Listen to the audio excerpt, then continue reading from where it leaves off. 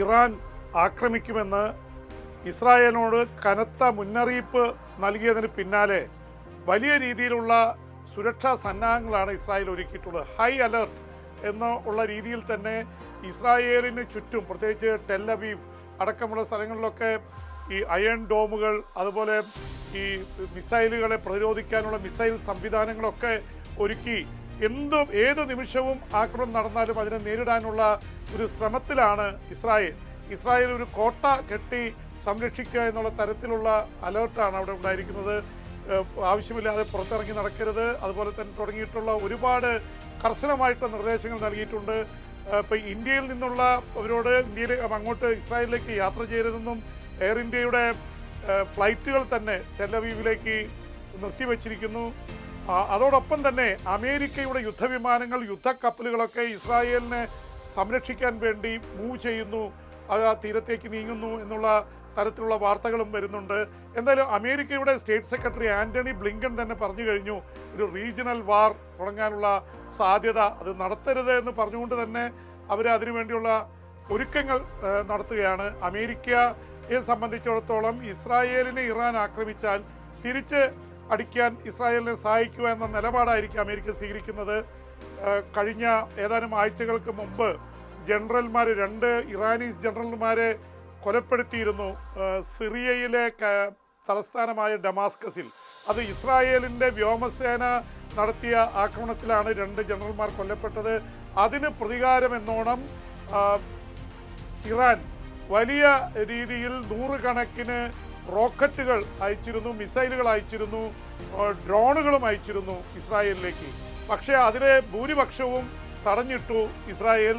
എന്ന് മാത്രമല്ല, ഇസ്രായേൽ ഇറാനെ തിരിച്ചടിക്കുമെന്നുള്ളൊരു തരത്തിലുള്ള പ്രചരണം ഉണ്ടായിരുന്നു. പക്ഷേ 2 കൂട്ടരും അന്ന് പലരും ഇടപെട്ട് 2 കൂട്ടരും സംയമനം പാലിച്ചതുകൊണ്ട് അന്നൊരു യുദ്ധത്തിലേക്ക് പോയില്ല. പക്ഷെ ഇപ്പോൾ കാര്യങ്ങൾ കുറച്ചുകൂടി രൂക്ഷമാണ്. അവരെ സംബന്ധിച്ചിടത്തോളം ഹമാസിൻ്റെ രാഷ്ട്രീയ വിഭാഗം തലവൻ, അതും ഇറാനിലെ ടെഹ്റാനിൽ അതിഥിയായിട്ട് എത്തിയപ്പോൾ അദ്ദേഹത്തെ വധിച്ചിരിക്കുന്നു. ഇറാനെ സംബന്ധിച്ചിടത്തോളം നാണക്കേടാണ്. നാണക്കേടിന് തിരിച്ചടി നൽകും. ആയത്തുള്ള ഖൊമേനി തന്നെയാണ് പ്രഖ്യാപിച്ചത്, അവിടുത്തെ ഇറാനിലെ സൈന്യത്തോട്, അവിടുത്തെ റവല്യൂഷണറി ഗാർഡ്സിനോട് തയ്യാറെടുക്കാനായിട്ട്, തിരിച്ചടിക്ക് തയ്യാറെടുക്കാൻ പറഞ്ഞിരിക്കുന്നു. ഏത് നിമിഷവും ഞങ്ങൾ അറ്റാക്ക് ചെയ്യുമെന്ന് പറഞ്ഞിരിക്കുന്നു. അപ്പോൾ സ്വാഭാവികമായിട്ടൊരു യുദ്ധത്തിൻ്റെ അന്തരീക്ഷത്തിലാണ് കാര്യങ്ങൾ നിൽക്കുന്നത്. ഇനിയും സംഭവിക്കാതിരിക്കട്ടെ എന്ന് ചെയ്യുമ്പോഴും പൊതുവെയുള്ള അന്തരീക്ഷം മുഴുവൻ യുദ്ധത്തിൻ്റെ അവസ്ഥയിലാണ്. പശ്ചിമേഷ്യ പുകഞ്ഞുകൊണ്ടിരിക്കുകയാണ്. ഗസയിൽ യുദ്ധം നടക്കുന്നുണ്ട്, നിരവധി പേർ ഇപ്പോഴും കൊല്ലപ്പെട്ടുകൊണ്ടിരിക്കുന്നു. അവിടുത്തെ മരണസംഖ്യ 40,000-ൽ എത്തുകയാണ്. ഒപ്പം തന്നെ ലെബനനിൽ ഹെസ്ബുള്ളയുമായിട്ട് അങ്ങോട്ടും ഇങ്ങോട്ടും ഇസ്രായേലും ഹെസ്ബുള്ളയും തമ്മിൽ ഏറ്റുമുട്ടൽ നടക്കുന്നു. ഇതിനിടയിലാണ് നേരിട്ട് ഈ ഹെസ്ബുള്ളയും ഹൂതികളും ഹമാസും ഒക്കെ നയിക്കുന്ന യുദ്ധത്തിന് അപ്പുറം ഇറാൻ തന്നെ കളത്തിലിറങ്ങുന്നു എന്ന റിപ്പോർട്ടുകളാണ് വലിയ രീതിയിലുള്ള ആശങ്കയുണ്ടാക്കുന്നത്. ആ തരത്തിൽ പല രാജ്യങ്ങളും പറഞ്ഞിട്ടുണ്ട് ഇസ്രായേലിലേക്ക് യാത്ര നടത്തരുത്. അതുപോലെ പശ്ചിമേഷ്യയിലെ പല രാജ്യങ്ങളിലേക്കും ഇറാനിലേക്ക് യാത്ര നടത്തരുതെന്ന് അമേരിക്കക്കാരോട് പറഞ്ഞിട്ടുണ്ട്. അവിടുന്ന് ഒഴിഞ്ഞു പോകാൻ യൂറോപ്പിലെ പല രാജ്യങ്ങളും, ഫ്രാൻസ് അടക്കം. ഫ്രാൻസിൻ്റെ അറിയിപ്പ് വന്നിരിക്കുന്നത് ഇറാനിലുള്ള ഫ്രഞ്ചുകാർ ഉടൻ തന്നെ അവിടുന്ന് പോകണമെന്നാണ്. ഇസ്രായേലിലേക്കും ഇറാനിലേക്കും പോകുന്ന യാത്രാ വിമാനങ്ങൾ പലതും ക്യാൻസൽ ചെയ്തിരിക്കുന്നു. ഒരു യുദ്ധത്തിൻ്റെ അന്തരീക്ഷം ശരിക്കും ഉണ്ടായ സാഹചര്യത്തിലാണ് ഇങ്ങനെയൊക്കെയുള്ള സംഭവിച്ചിരിക്കുന്നത്. ഇറാനെ സംബന്ധിച്ചിടത്തോളം ഇറാന് പ്രതികാരവാഞ്ചി ഉണ്ടാവുന്ന ഒരുപാട് കാര്യങ്ങൾ കഴിഞ്ഞ വർഷങ്ങളിൽ നടന്നതാണ്. അവരുടെ സൈന്യത്തിൻ്റെ തലപ്പത്തായിരുന്ന ഏറ്റവും ശക്തനായിരുന്ന ഹൊസൈൻ സുലൈമാനി, അദ്ദേഹം കൊല്ലപ്പെട്ടത് ഇറാഖ് തലസ്ഥാനമായ ബാഗ്ദാദിൽ നിന്ന് വിമാനത്താവളത്തിൽ ഇറങ്ങി കോൺവോയ് ആയിട്ട് വരുമ്പോഴാണ്. അമേരിക്കയുടെ ലേസർ ഗൈഡഡ് മിസൈലുകൾ ചെന്ന് വധിച്ചാണ് കൊല്ലപ്പെട്ടത്. അതിന് പിന്നിൽ ഇസ്രായേൽ ഉണ്ടായിരുന്നു എന്ന് അവർ ആരോപണം ഉന്നയിച്ചിരുന്നു. നേരിട്ട് ഇസ്രായേൽ നടത്തിയ ഓപ്പറേഷനായിരുന്നു. ടെഹ്റാനിലെ റോഡിലൂടെ ഇതുപോലെ തന്നെ കോൺവോയായി സഞ്ചരിച്ച ഫക്രിസാദെ എന്ന ആണവ ശാസ്ത്രത്തിൻ്റെ പിതാവിനെ ഇസ്രായേൽ കൊലപ്പെടുത്തിയത് AI അസിസ്റ്റഡ് ആയിട്ടുള്ള നിർമ്മിത ബുദ്ധിയോടുകൂടി ഫേസ് റെക്കഗ്നീഷൻ നടത്തി അദ്ദേഹത്തെ വധിക്കുകയായിരുന്നു. അദ്ദേഹത്തിൻ്റെ ഭാര്യയും അദ്ദേഹത്തിൻ്റെ പ്രധാനപ്പെട്ട ആൾക്കാരുണ്ടായിരുന്നു. അവരെ ആരും ടച്ച് ചെയ്യാതെ ഇദ്ദേഹത്തെ തന്നെ ടാർഗറ്റ് ചെയ്തുകൊണ്ട് വന്ന് അദ്ദേഹത്തെ കൊലപ്പെടുത്തുകയായിരുന്നു. അപ്പോൾ ഈ തരത്തിലുള്ള ഓപ്പറേഷൻസ് നടന്ന് അതിന് പ്രതികാരം ചെയ്യുമെന്ന് പറഞ്ഞതിനിടയിലാണ് ഇപ്പോൾ ഒരുപാട് പേർ കൊല്ലപ്പെടുന്നത്.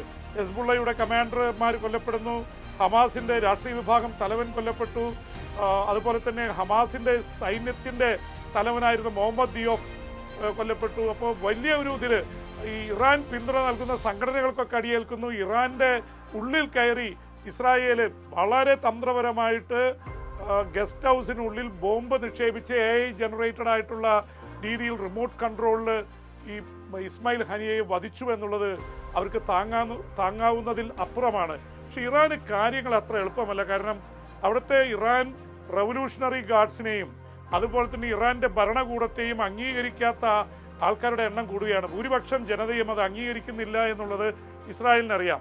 ഒരു പക്ഷേ ഇങ്ങനെയൊക്കെ നടത്താൻ അവർക്ക് കിട്ടുന്ന പിന്തുണ ഇറാനിലെ വിമതന്മാരിൽ നിന്നാണെന്ന് ഇറാനിൻ്റെ രാഷ്ട്രീയ നേതൃത്വം അറിയുന്നു. അതുകൊണ്ട് തന്നെ വ്യാപകമായ തെരച്ചിൽ നടക്കുകയാണ്. ആരൊക്കെയാണ് ഇങ്ങനെയുള്ള ഇതിൻ്റെ പിറകിൽ, എങ്ങനെയാണ് ഇത്രയും അതിസൂക്ഷ്മമായിട്ടുള്ള സുരക്ഷയുള്ള സ്ഥലത്ത് കയറി ഈ തരത്തിൽ ബോംബ് ഫിറ്റ് ചെയ്യാൻ കഴിഞ്ഞത്. ഇറാൻ്റെ തന്നെ ഏജന്റുമാർ വഴിക്കല്ലാതെ സാധിക്കില്ല. ഇപ്പോൾ ഇറാൻ്റെ ഭരണകൂടം തന്നെ പകച്ചു നിൽക്കുകയാണ്. അപ്പോൾ അവർക്കിനി അടിച്ചേ പറ്റൂ. പക്ഷേ അടിച്ചാലുണ്ടാവുന്നതെന്ന് പറയുന്നത് ഇറാനിലെ ഭൂരിപക്ഷം വരുന്ന ജനത ഇപ്പോഴത്തെ രാഷ്ട്രീയ നേതൃത്വത്തെ അംഗീകരിക്കുന്നില്ല എന്നുള്ളത് തന്നെയാണ്. അത് മുതലെടുക്കാനാണ് ഇസ്രായേൽ ശ്രമിക്കുന്നത്. ഇസ്രായേലിൻ്റെ മൊസാദ് വളരെ കൃത്യമായി ആസൂത്രണം ചെയ്താണ് ഇറാനിൽ ഒരുപാട് തരത്തിലുള്ള ഓപ്പറേഷൻസ് നടക്കുന്നത്. അത് ഇറാനിലെ ഭരണകൂടത്തെ വല്ലാതെ ചൊടിപ്പിച്ചിരിക്കുന്നു. അതുകൊണ്ട് തന്നെ ഇസ്രായേലിനെ ആക്രമിക്കാനുള്ള സാധ്യത വളരെ കൂടുതലാണ്. പക്ഷേ ഒരുപാട് ശക്തികൾ അതിന് പിന്തിരിപ്പിക്കാൻ ശ്രമിക്കുന്നുണ്ട്. Qatar, Egypt, Saudi Arabia, UAE. സൗദിക്കും UAEക്കൊന്നും ഇറാൻ വളർന്നു വരുന്നതിൽ താല്പര്യമില്ല. അതിൽ ഇറാനും അറിയാം പൊതുവെ GCC കൺട്രീസിൻ്റെ ഒന്നും പിന്തുണ ഇറാന് കിട്ടില്ല. അപ്പോൾ ഇസ്രായേലിനെ ഒറ്റപ്പെടുത്താൻ അത്ര എളുപ്പമല്ല. കാരണം ഇറാനെ ഒരു സൈനിക ശക്തിയായിട്ട് തന്നെ ഗൾഫ് രാജ്യങ്ങൾ കാണുന്നുണ്ട്. അപ്പോൾ ഇറാന് ഷിയകൾക്ക് ഭൂരിപക്ഷമുള്ള ഇറാനെ സുന്നി ഭൂരിപക്ഷമുള്ള മറ്റ് രാജ്യങ്ങൾ വലിയ രീതിയിൽ പിന്തുണയ്ക്കുന്നില്ല എന്ന അറിവ് കൂടിയാണ് ഇസ്രായേലിന് ഈ തരത്തിൽ ഇറാനിൽ കയറി അടിക്കാൻ ധൈര്യം നൽകുന്നത് എന്നാണ് മനസ്സിലാവുന്നത്.